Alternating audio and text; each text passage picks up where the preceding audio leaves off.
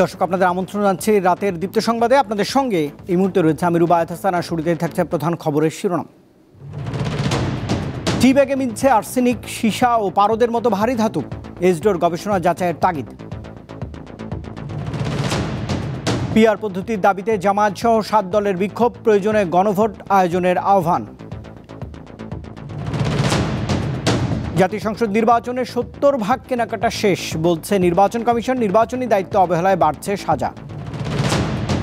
বৃষ্টি ও উজানের ঢলে বাড়ছে নদ নদীর পানি। শেরপুরে ভেসে গেছে ঘরবাড়ি, ডুবেছে ফসলের ক্ষেত।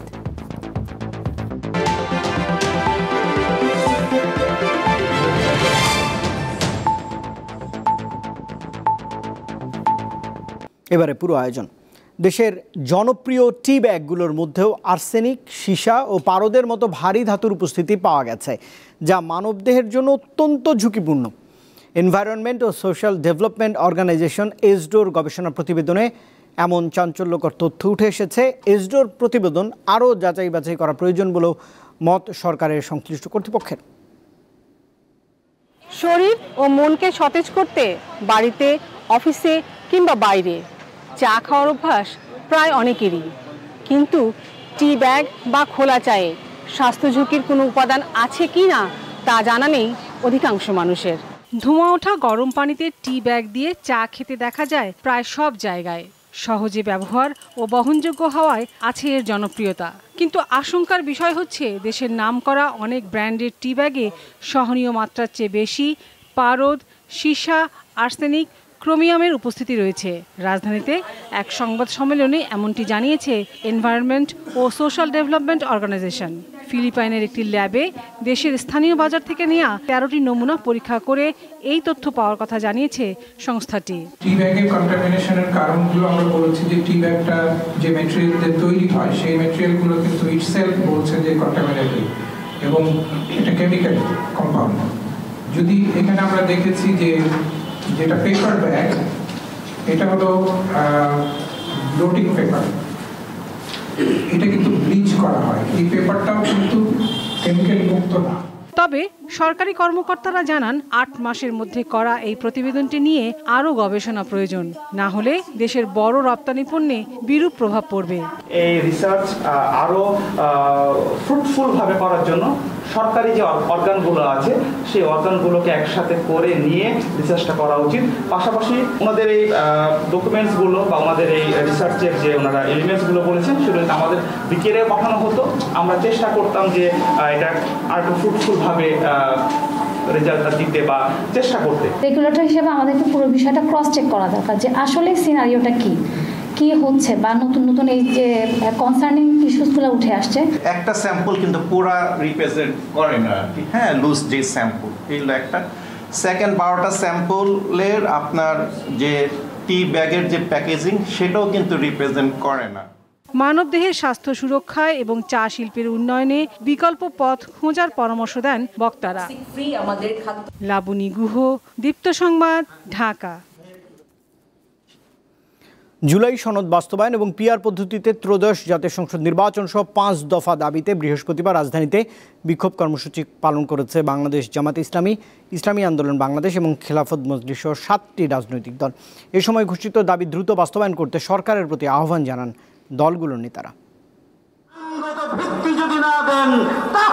যুগপথ আন্দোলন বলতে নারাজ হলেও বৃহস্পতিবার একযোগে পিআর পদ্ধতিতে সংসদ নির্বাচন সহ 5 দফা দাবিতে রাজধানীতে বিক্ষোভ সমাবেশ ও মিছিল করেছে কয়েকটি ইসলামী দল সহ 7টি রাজনৈতিক দল।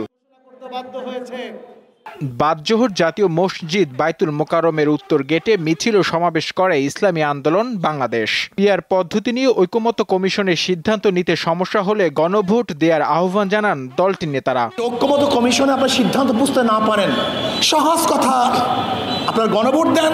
যদি উপরের ইঙ্গিতে আপনি পিআর সিস্টেম নির্বাচন দিতে গড়িমসি করেন, তাহলে জনগণ ঐক্যবদ্ধভাবে আপনাকে বাধ্য করবে পিআর সিস্টেম নির্বাচন দেওয়ার জন্য। জুলাই সনদের ভিত্তিতে জাতীয় নির্বাচন সহ 6 দফা দাবিতে বিক্ষোভ করেছে খেলাফত মজলিস। জাতীয় প্রেস ক্লাবের সামনে আয়োজিত সমাবেশে দলটির নেতারা বলেন, অন্তর্বর্তী সরকারকে জুলাই সনদ বাস্তবায়নের দায়িত্ব নিতে হবে। এই সরকারের আমলেই এই জুলাই সনদ বাস্তবায়ন করা শুরু হোক, আমরা এটা চাই।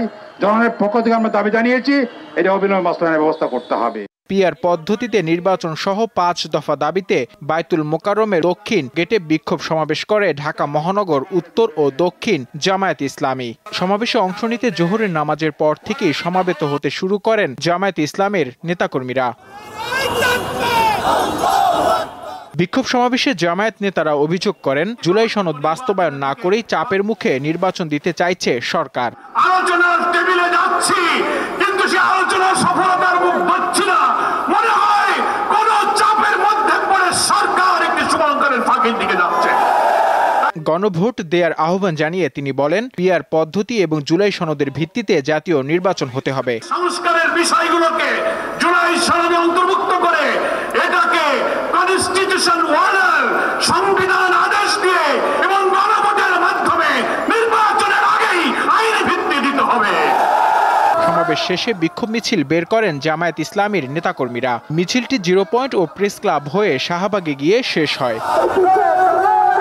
নূর আলম, দীপ্ত সংবাদ, ঢাকা। আলোচনা চলমান অবস্থায় কর্মসূচি দেয়া গণতন্ত্রের জন্য অশুভ বলে মন্তব্য করেছেন বিএনপির মহাসচিব মির্জা ফখরুল ইসলাম আলমগীর। বৃহস্পতিবার সিঙ্গাপুর থেকে দেশে ফিরে বিমানবন্দরে সাংবাদিকদের সঙ্গে আলাপকালে তিনি কথা বলেছেন। এটা কোনো প্রয়োজন ছিল না, কারণ আলোচনা তো শেষ হয়নি, আলোচনা চলছিল।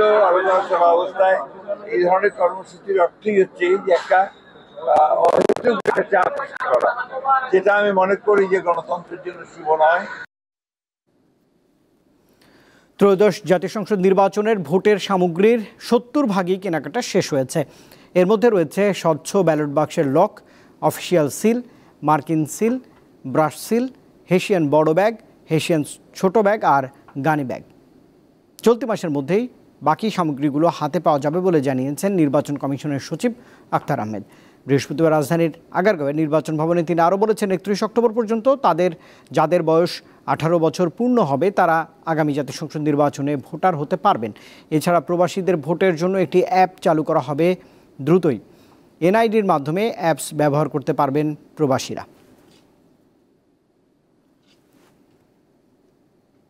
নির্বাচন কমিশন সংক্রান্ত 2টি আইন সংশোধনের প্রস্তাব সর্বসম্মতিতে অনুমোদিত হয়েছে। বৃহস্পতিবার সকালে প্রধান উপদেষ্টা ডক্টর মোহাম্মদ ইউনূসের সভাপতিত্বে অনুষ্ঠিত উপদেষ্টা পরিষদের বৈঠকে এই অনুমতি দেওয়া হয়। প্রস্তাব দুটি হলো নির্বাচন কর্মকর্তা সংশোধনের প্রস্তাব ও নির্বাচন কমিশন সচিবালয় আইন 2009-এর 5 নম্বর আইনের সংশোধনের প্রস্তাব। পরে ব্রিফিংয়ে প্রধান উপদেষ্টার প্রেস সচিব শফিকুল আলম জানিয়েছেন, প্রস্তাব অনুমোদনের ফলে নির্বাচনের আগে নির্বাচন কমিশনের কাজে গতি পাবে এবং খুব দ্রুত তারা অনেকগুলো পদক্ষেপ নিতে পারবে। এছাড়া নির্বাচন পরিচালনায় যারা অবহেলা করবেন তাদের জন্য জবাবদিহিতার নিশ্চিত করা হয়েছে এসব আইনে।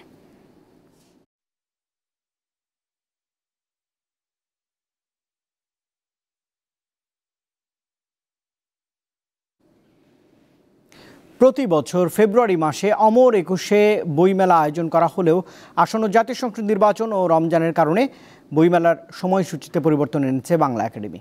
বৃহস্পতিবার বইমেলার তারিখ নির্ধারণী সভায় এমন সিদ্ধান্ত গৃহীত হয়েছে।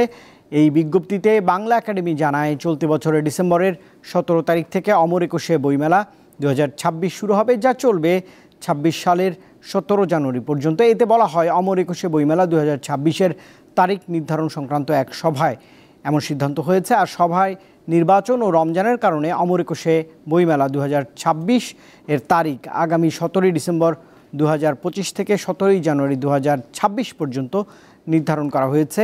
আরও বলা হচ্ছে, সংস্কৃতি বিষয়ক মন্ত্রণালয়ের সচিব মোহাম্মদ মফিদুর রহমান এই সভার সভাপতিত্ব করেন। এতে বাংলা একাডেমির মহাপরিচালক অধ্যাপক মোহাম্মদ আজম সহ একাডেমির সচিব, পরিচালক ও পুস্তক প্রকাশক ও বিক্রেতা সমিতির প্রতিনিধিরা এই বৈঠকে উপস্থিত ছিলেন।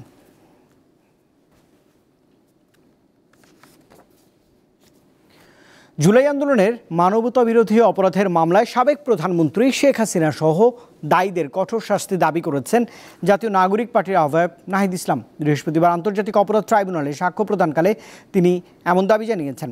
আগামী রবিবার তার জেরার দিন ঠিক করেছে আদালত। জুলাই গণ অভ্যুত্থানে সংগঠিত মানবতা বিরোধী অপরাধ মামলায় সাবেক প্রধানমন্ত্রী শেখ হাসিনা সহ ৩ জনের বিরুদ্ধে সাক্ষ্য গ্রহণ চলছে আন্তর্জাতিক অপরাধ ট্রাইব্যুনালে। মামলার ৪৭তম সাক্ষী হিসেবে বুধবার সাক্ষ্য দেন জাতীয় নাগরিক পার্টির আহ্বায়ক ও জুলাই আন্দোলনের নেতৃত্ব দেয়া নাহিদ ইসলাম। ওই সাক্ষ্য গ্রহণ শেষ না হওয়ায় বৃহস্পতিবার দ্বিতীয় দিনে সাক্ষ্য দেন তিনি।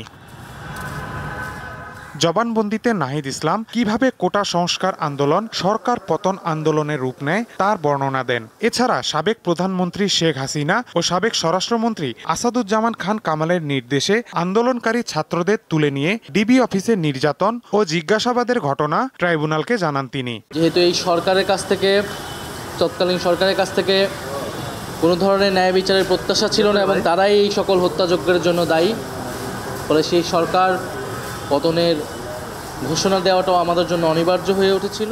জুলাই হত্যাযজ্ঞের ঘটনায় শেখ হাসিনা সহ দায়ীদের কঠোর শাস্তির দাবি জানান Nahid Islam. Police, RAB, BJP, সেনাবাহিনী, যত বাহিনীর যে সকল সদস্যরাই হত্যাকাণ্ডে, নির্যাতনে, গুমে অংশগ্রহণ করেছে এবং যাদের নির্দেশনায় এগুলো সংঘটিত হয়েছে, শেখ হাসিনা, স্বরাষ্ট্রমন্ত্রী ওবায়দুল কাদের সহ, তাদের যাতে কঠোর শাস্তি দেওয়া হয়, আমাদের এটাই প্রত্যাশা থাকবে। চিফ প্রসিকিউটর জানান, ঐতিহাসিক প্রেক্ষাপটে নাহিদ ইসলামের জবানবন্দি গুরুত্বপূর্ণ ভূমিকা পালন করবে। একজন প্রত্যক্ষদর্শী, একজন মূল সমন্বয়ক, একজন ভুক্তভোগী ভিকটিম হিসাবে তিনি যা কিছু বলেছেন সেটা এই মামলার প্রেক্ষাপট প্রতিষ্ঠার জন্য, এই মামলার বিষয়বস্তুর মধ্যে আসামিদের কোথায় কি ভূমিকা ছিল সেই বিষয়গুলো তিনি অত্যন্ত স্পষ্ট করে তুলে ধরেছেন। সেগুলো এই মামলা প্রমাণের ক্ষেত্রে অবশ্যই অসম্ভব রকমের গুরুত্বপূর্ণ ভূমিকা পালন করবে, কারণ তিনি ছিলেন ফোরফ্রন্টের যোদ্ধা। শেখ হাসিনার মামলায় নাহিদ ইসলাম প্রসিকিউশনের শেষ সাক্ষী। এরপর নিয়ম অনুযায়ী সাক্ষ্য দেবেন মামলার তদন্তকারী কর্মকর্তা। মাহিদুর রহমান, দীপ্ত সংবাদ, ঢাকা। টানা বৃষ্টিপাত এবং উজানের ঢলে শেরপুর ও কুড়িগ্রামে নদ নদীর পানি বেড়েছে। পাহাড়ি ঢলে ক্ষতিগ্রস্ত হয়েছে খৈলকুড়ার বেড়িবাঁধ। নদীর তীর ভেঙে ভেসে গেছে বেশ কয়েকটি বসতবাড়ি। ডুবে গেছে শত শত হেক্টর জমির আমন ধান। এভাবেই ভেসে যাচ্ছে ঘরবাড়ি। টানা বৃষ্টিতে শেরপুরের মহারশী, ভোগাই আর সোমেশ্বরী নদীর পানি বিপদসীমার ওপর দিয়ে প্রবাহিত হচ্ছে। এতে বিভিন্ন এলাকায় দেখা দিয়েছে ভাঙন। ঝিনাইগাতির খৈলকুড়া গ্রামে মহারশী নদীর তীর ভেঙে ঢলের পানি ফসলের জমিতে ঢুকে পড়েছে। এতে ডুবে গেছে শত শত হেক্টর জমির আমন ধান। এর আগেও পাহাড়ি ঢলে খৈলকুড়ার বেড়িবাঁধ ভেঙে ব্যাপক ক্ষতি হয়েছিল। এলাকাবাসীর অভিযোগ, পানি উন্নয়ন বোর্ডের দুর্বল কাজের কারণেই প্রতি বছর এই দুর্ভোগ পোহাতে হচ্ছে তাদের। পানি উঠে, আপনার ঝড় বৃষ্টিতে নদীতে পানি উঠে আমাদের এই সাইডে অনেক ক্ষতিগ্রস্ত। দেখলাম আমার জীবনে এরকম আমি আসলে নদীর ভাঙ্গনের স্রোত আমি দেখি নাই। পানি উন্নয়ন বোর্ড শেরপুরকে 5 কোটি টাকা বরাদ্দ দিয়েছে, কিন্তু সুষ্ঠু কাজ হয়নি। কুড়িগ্রামের ধরলা, তিস্তা, ব্রহ্মপুত্র ও দুধকুমার নদীর পানি বৃদ্ধি পেয়ে বিপদসীমার সামান্য নিচে রয়েছে। কাউনিয়া পয়েন্টে তিস্তার পানি বৃদ্ধি পেয়ে 19 সেন্টিমিটার নিচ দিয়ে প্রবাহিত হচ্ছে। টানা বৃষ্টিতে নওগাঁয় ছোট যমুনা ও আত্রাই নদীর পানি আশঙ্কাজনক হারে বাড়ছে। তবে অন্যান্য নদ নদীর পানি স্থিতিশীল আছে। সাদিয়া চৌধুরী, দীপ্ত, বার্তা কক্ষ। কুমিল্লার হোমনায় ধর্ম অবমাননার অভিযোগে গ্রেপ্তার ব্যক্তির বাড়িঘর ভাঙচুর ও অগ্নিসংযোগ করেছে বিক্ষুব্ধ জনতা। এ সময় তারা মাইকে ঘোষণা দিয়ে কফিল উদ্দিন শাহ, কালু শাহ, হাওয়ালি শাহ এবং আব্দু শাহর মাজার ভাঙচুর করে এবং আগুন দেয়। বৃহস্পতিবার বেলা 11টার দিকে হোমনা উপজেলার আসাদপুর গ্রামে এমন ঘটনা ঘটে। পরে ফায়ার সার্ভিসের সদস্যরা ঘটনাস্থলে পৌঁছে আগুন নেভায়। খবর পেয়ে পুলিশ, সেনাবাহিনী ও প্রশাসনের কর্মকর্তারা ঘটনাস্থলে যান। কুমিল্লার পুলিশ সুপার মোহাম্মদ নাজির আহমেদ খান জানিয়েছেন, অগ্নিসংযোগের পেছনে কারো উস্কানি থাকলে তাকে আইনের আওতায় আনা হবে।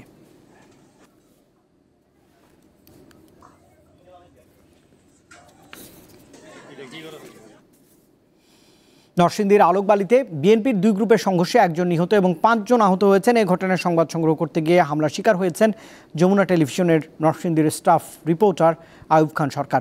বৃহস্পতিবার ভোরে 2 গ্রুপের মধ্যে সংঘর্ষের পর সকালে নরসিংদী সদর হাসপাতালে সংবাদ সংগ্রহের জন্য যান এই সংবাদকর্মী।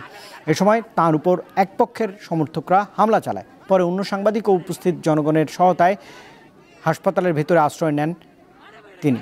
তার মাথার ডান পাশে 4টি সেলাই দেওয়া হয়েছে। মাথায় ইনজুরির কারণে হাসপাতালে রাখা হয়েছে এই সাংবাদিককে।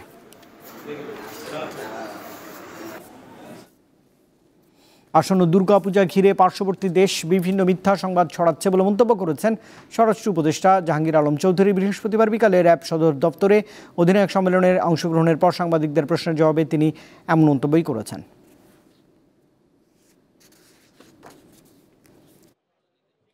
পার্শ্ববর্তী দেশ বিভিন্ন ভুয়া ই দেয়, আপনারা তাদের মুখ থেকে আপনি গতকালকে আপনারা হয়তো শুনছেন, সবাই হয়তো শোনার কথা, যে এই যে কি বলে পঞ্চগড়ের এলাকায় তো বুঝি কান্তাজি সব কটা ভুয়া মিছে, কোনোটা সত্যি না। ওরা নিজেরাই ইন্সপেকশন করে আছে কমিটি, দেখা গেল সব মিথ্যা সংবাদ। এই জন্য আপনাদের অনুরোধ করবো, আপনাদের যে এই যে মিথ্যা সংবাদ পার্শ্ববর্তী দেশগুলি থেকে দেয়, এটা আপনাদের কাউন্টার করতে হবে। জাহাঙ্গীরনগর বিশ্ববিদ্যালয়ের নবনির্বাচিত জাকসু ও হল সংসদের বিজয়ীরা শপথ গ্রহণ করেছেন। বৃহস্পতিবার বিকেলে বিশ্ববিদ্যালয়ের সিনেট হলে জাকসুর সভাপতি এবং উপাচার্য অধ্যাপক কামরুল হাসান নবনির্বাচিতদের শপথ বাক্য পাঠ করিয়েছেন। সিনেট সদস্য, হল প্রভোস্ট, বিশ্ববিদ্যালয়ের শিক্ষক এবং শিক্ষার্থীরা এই সময় সেখানে উপস্থিত ছিলেন। শপথ শেষে ফুল দিয়ে বরণ করে নেওয়া হয় জাকসু প্রতিনিধিদের। জাকসুর নবনির্বাচিত ক্রীড়া সম্পাদক মাহমুদুল হাসান কিরণ দেশের বাইরে থাকায় অনুষ্ঠানে অংশ নিতে পারেননি। পরে হল সংসদ নির্বাচনে বিজয়ীদের শপথ বাক্য পাঠ করান হল প্রভোস্টগণ।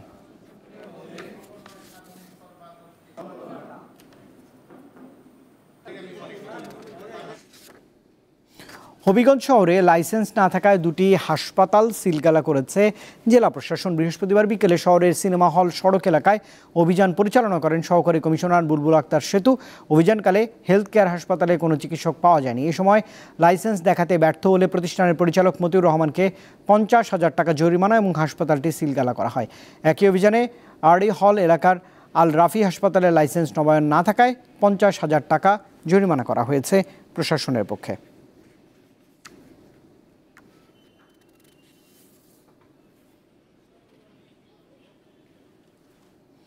সার্ক চেম্বার আয়োজিত সাউথ এশিয়া ট্রেড ফেয়ার শুরু হয়েছে রাজধানীর বসুন্ধরা কনভেনশনে। 4 দিনের এই বাণিজ্য মেলায় অংশ নিয়েছে সার্কভুক্ত দেশগুলোর শতাধিক প্রতিষ্ঠান। ফলে একই ছাদের নিচে মিলছে ফ্যাশন এবং লাইফস্টাইল পণ্য, ইলেকট্রনিক্স পণ্য, কসমেটিক্স, জুয়েলারি সামগ্রী এবং প্রক্রিয়াজাত খাদ্যসহ বিভিন্ন ব্র্যান্ডের পণ্য ও সেবা। এফবিসিসিআই, বাণিজ্য মন্ত্রণালয় এবং রপ্তানি উন্নয়ন ব্যুরো ইপিবির সহযোগিতায় রাজধানীর বসুন্ধরায় সাউথ এশিয়া ট্রেড ফেয়ার আয়োজন করেছে SAARC chamber of commerce and industry.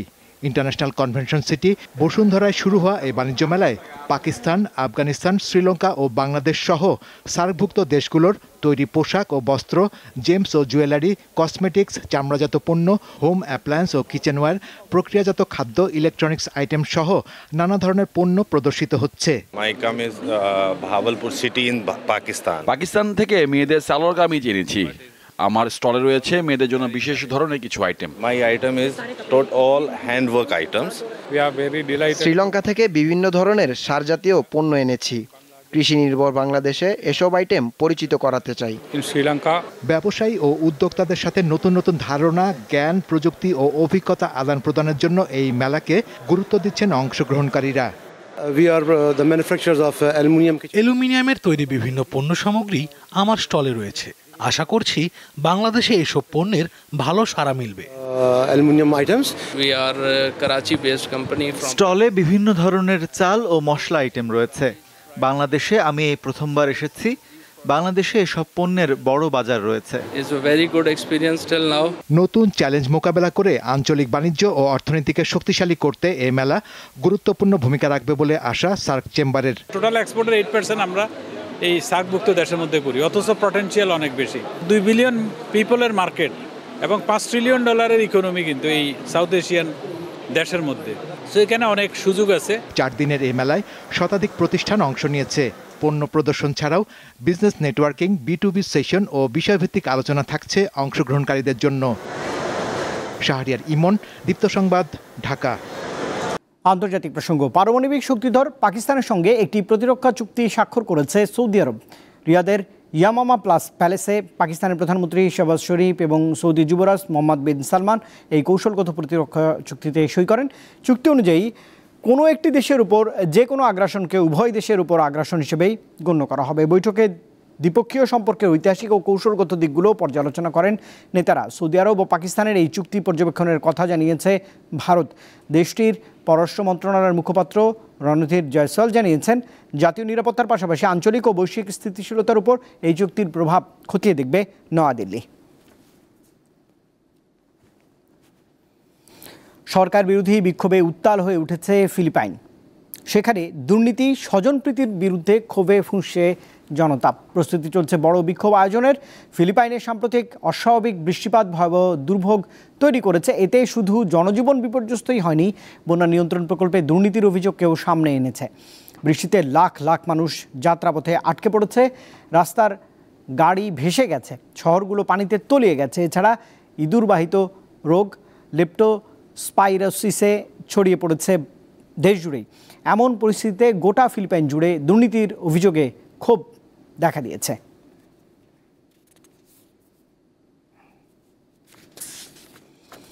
যুক্তরাষ্ট্র ও যুক্তরাজ্যের মধ্যকার সম্পর্ক সেরা পর্যায়ে রয়েছে বলে মন্তব্য করেছেন মার্কিন প্রেসিডেন্ট ডোনাল্ড জন ট্রাম্প। স্থানীয় সময় বৃহস্পতিবার ট্রাম্পের যুক্তরাজ্য সফরের দ্বিতীয় দিন ব্রিটিশ প্রধানমন্ত্রী কিয়ার স্টারমারের সঙ্গে বৈঠকের পর কথা জানিয়েছেন তিনি। বৈঠক শেষে যৌথ সংবাদ সম্মেলনে যুক্তরাজ্যকে চিরকালের বন্ধু হিসেবে সম্বোধন করেছেন প্রেসিডেন্ট ট্রাম্প। আর এই দুই দেশের মধ্যে নতুন করে সম্পর্ক গড়ে তোলার জন্য ট্রাম্পের প্রশংসা করেছে ব্রিটিশ প্রধানমন্ত্রী স্টারমার। পাশাপাশি লন্ডন ওয়াশিংটনের মাঝে 250 বিলিয়ন পাউন্ডের একটি বাণিজ্যিক চুক্তি হয়েছে বলেও জানিয়েছেন দুই নেতা। এর আগে বুধবার যুক্তরাজ্যে পৌঁছে রাজকীয় সংবর্ধনা পান মার্কিন প্রেসিডেন্ট ট্রাম্প।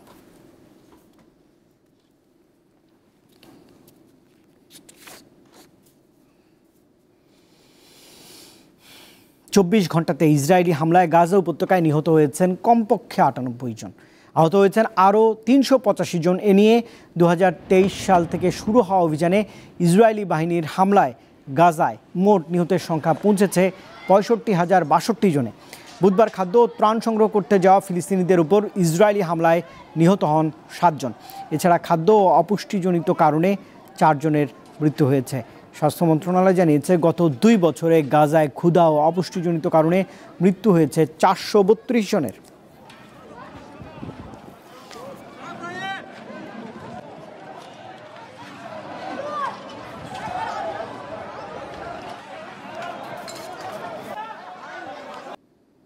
বৃহস্পতিবার শুরু হয়েছে প্রথম জাতীয় আন্তর্জাতিক কারাতে প্রতিযোগিতা এবং দ্বিতীয় সেমিনার ও dan grading 2025। Shotokan karate the international federation SKIF Bangladesh এই প্রতিযোগিতার আয়োজন করেছে। রাজধানীর যমুনা ফিউচার পার্কে প্রতিযোগিতার উদ্বোধন করেছেন বিএনপি স্থায়ী কমিটির সদস্য অধ্যাপক doctor AJM Zahid Hossain. Bangladesh federal সাংবাদিক ইউনিয়ন BFUজের মহাসচিব কাদের গনি চৌধুরী ও SKIF সাধারণ সম্পাদক সৈয়দ নুরুজ্জামান এই সময় এই আয়োজনে উপস্থিত ছিলেন। 4 দিনের প্রতিযোগিতায় শ্রীলঙ্কা, জাপান, সিরিয়া, আর্জেন্টিনা, যুক্তরাষ্ট্র এবং স্বাগতিক বাংলাদেশ থেকে 83টি ক্লাবের 1480 জন কারাতেকা অংশগ্রহণ করছেন এই ইভেন্টে।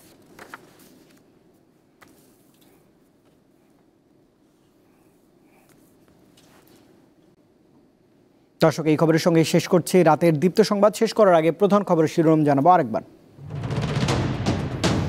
টি ব্যাগে বিধছে আর্সেনিক, সীসা ও পারদের মতো ভারী ধাতু, এসডোর গবেষণা যাচাইয়ের তাগিদ। পিআর পদ্ধতির দাবিতে জামায়াত সহ 7 দলের বিক্ষোভ, প্রয়োজনে গণভোট আয়োজনের আহ্বান। সংসদ নির্বাচনে 70% কেনাকাটাই শেষ বলছে ইসি, নির্বাচনী দায়িত্ব অবহেলায় বাড়ছে সাজা। বৃষ্টি ও উজানের ঢলে বাড়ছে নদ নদীর পানি, শেরপুরে ভেসে গেছে ঘরবাড়ি, ডুবেছে ফসলের জমি।